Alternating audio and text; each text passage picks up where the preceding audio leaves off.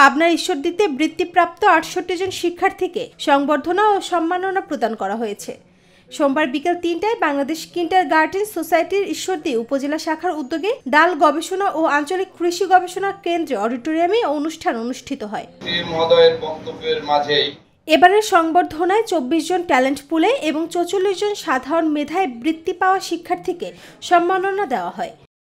অনুষ্ঠানে সভাপতিত্ব করেন সোসাইটির উপজেলা সভাপতি মোহাম্মদ আব্দুল খালেক। প্রধান আলোচক ছিলেন ডাল গবেষণা কেন্দ্রের মুখ্য বৈজ্ঞানিক কর্মকর্তা ডক্টর মোহাম্মদ সুলতান মাহমুদ। বিশেষ অতিথি হিসেবে উপস্থিত ছিলেন বাংলাদেশ সুগার ক্রপ গবেষণা ইনস্টিটিউটের প্রধান বৈজ্ঞানিক কর্মকর্তা ডক্টর মোহাম্মদ মুনির হোসেন সহ বিভিন্ন বৈজ্ঞানিক কর্মকর্তা ও স্থানীয় শিক্ষাবিদরা।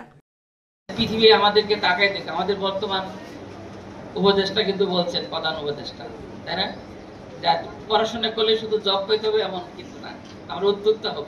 সংবর্ধনা অনুষ্ঠানটি সঞ্চালনা করেন সবুজকুড়ি কিন্ডারগার্টেনের সিনিয়র সহকারী শিক্ষক জহুরুল ইসলাম ডাবলু।